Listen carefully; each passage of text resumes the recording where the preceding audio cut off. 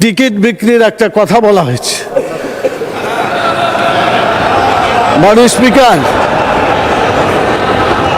একটু প্লিজ। কোরআন মাজিদে একটি আয়াতকে কেন্দ্র করে এটা ভুল বোঝাবুঝি হচ্ছে। আল্লাহ তাআলা সূরা তওবার 111 নম্বর আয়াতে বলেছেন যে আল্লাহ তাআলা জান মালকে কিনে নিয়েছেন জান্নাতের বিনিময়ে। এটা আল্লাহর কথা। আপনি জানমাল দিবেন, বিক্রি করবেন, জান্নাতে যেতে পারবেন। জানমাল আল্লাহর পথে দিবেন না, আপনার কপালে জান্নাত হবে না। এটা আল্লাহর কথা, এটা মানুষের কথা না। আমি চ্যালেঞ্জ দিলাম, জামাত ইসলামের কোন নেতা বলেছে আমার কাছে যে জান্নাতের টিকিট আছে বিক্রি করছি? মাননীয় প্রধানমন্ত্রীকে জবাব দিতে হবে কেন তিনি এটা বলছেন।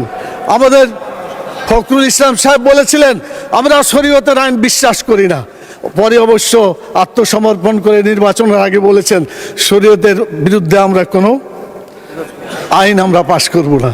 তো ধন্যবাদ ওনাকে, অন্তত তওবা করে ফিরে এসেছেন। আমরা আল্লাহর আইন চাই, আপনারা আল্লাহর আইনের বিরোধিতা করবেন না বলেছেন। অতএব আসুন বাংলাদেশে মানুষের আইনের কবর রচনা করে কোরআনের আইন প্রতিষ্ঠা করি রব্বুল আলামিন। আল্লাহ তাআলা আমাদেরকে সে তৌফিক দান করুন। মাননীয় স্পিকার, সংসদ লবিতে ঢোকার সময় আল্লাহর প্রতি পূর্ণ আস্থা এবং ঈমান, এটা দেখার পরে মনে হয় যে আল্লাহর প্রতি যদি ঈমান থাকে তাহলে তো আমাদের আইনের উৎস আল কোরআন, কোরআনের বিধান বাংলাদেশে চালু হওয়া উচিত ছিল। মাননীয় স্পিকার, শতকরা 90 জন মানুষ যারা কোরআনে বিশ্বাস করে, এই কোরআনে যে বিধানগুলো আছে 6666টি আয়াতের মধ্যে নট লেস দ্যান 1000 আয়াত belong to the positive order and not less than 1000 আয়াত belong to the negative order. 1000 আয়াত আছে যেগুলো হাবোধক আইন, 1000 আয়াত আছে যেগুলো নাবোধক নিষেধ।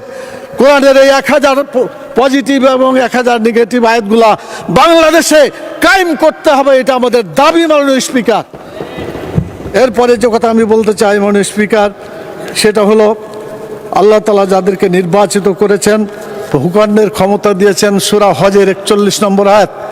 মাননীয় প্রধানমন্ত্রী আছেন, তার দৃষ্টি আকর্ষণ করে সকলকেই বলতে চায় আল্লাযীনা ইম্মাক্কান্নাহুম ফিল আরদি আকামুস সালাত ওয়া আতাউয যাকাত ওয়া আমারু বিল মারুফ ওয়া নাহাউ আনিল মুনকার। যারা রাষ্ট্র ক্ষমতা পাবে তারা দেশে নামাজ চালু করে মানুষের চরিত্র ভালো করে দেবে এবং যাকাত চালু করে মানুষের ক্ষুধা, দারিদ্র্য, বেকারত্ব দেশ থেকে তারা বিতাড়িত করবে। ভালো কাজ করে মানুষকে শান্তিতে থাকতে দেবে, খারাপ কাজ বন্ধ করে অশান্তির আগুন থেকে মানুষকে রক্ষা করবে।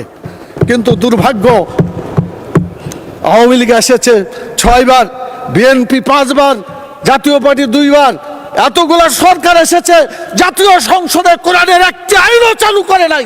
মাননীয় স্পিকার, সবচাইতে লজ্জা, সবচাইতে দুঃখজনক কথা হলো এটা।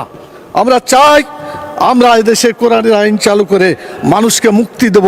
আমি মাননীয় প্রধানমন্ত্রীকে বলবো, আপনাকেও জিজ্ঞাসা করা হবে, আমাকেও করা হবে, বাংলাদেশে কেন নামাজ চালু করা হলো না, কেন যাকাত চালু করে ক্ষুধা, দারিদ্র্য, বেকারত্ব দেশ থেকে দূর করা হলো না, কেন ভালো কাজ চালু করে মানুষকে শান্তিতে থাকতে দেওয়া হলো না, কেন খারাপ কাজগুলো বন্ধ করে অশান্তি থেকে মানুষকে রক্ষা করা হলো না।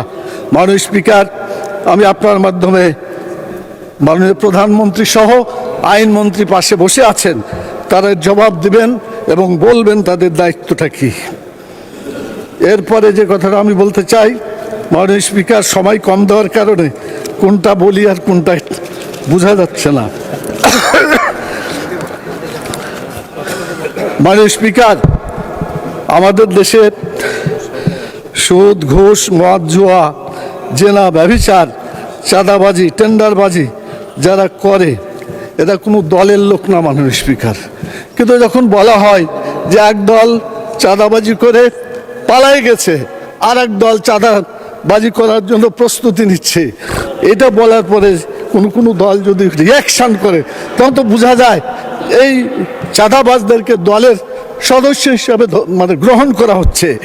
আজকে সিদ্ধান্ত হোক মাননীয় স্পিকার, চাঁদাবাজ কোনো দলের সদস্য হতে পারে না। চাঁদাবাজ চাঁদাবাজি, তাদেরকে ধরতে হবে, গ্রেপ্তার করতে হবে।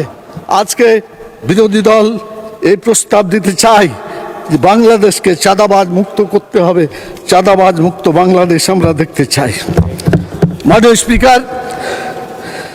মাননীয় স্পিকার, কথা বলার সময় নাই, আমার নির্বাচনী আসনের কথা, সকলের জন্য যে কথা, আমার নির্বাচনী এলাকা গোদাগাড়ি থানার একই কথা। মাননীয় স্পিকার, আমি কথা শেষ করতে চাই এভাবে যে আমাদের দেশে বড় বড় আলেম আছে, তাদের ব্যাপারে এআইকে কেন্দ্র করে ওষুধ বিক্রি করার একটা অ্যাডভার্টাইজ দেখা যায়। তো এআই যে এইভাবে বড় বড় ওলামা ইকরাম, আহমদুল্লাহ সাহেব, আজহারি সাহেব, জাকের নায়েক ইত্যাদি, তাদের বিরুদ্ধে যেটা মানে এই সেক্স অ্যাডভার্টাইজ করার ব্যাপারে ওষুধপত্র বিক্রি করছে, এটার বিচার হওয়া উচিত। এগুলো দেশ থেকে বিতাড়িত করা উচিত যে কেন তারা একজন আলেমের এভাবে মানে তারা অপপ্রচার করছে। মাননীয় স্পিকার, সবশেষে বলতে চাই, এই জাতীয় সংসদে আল্লাহ তাআলা আমাদেরকে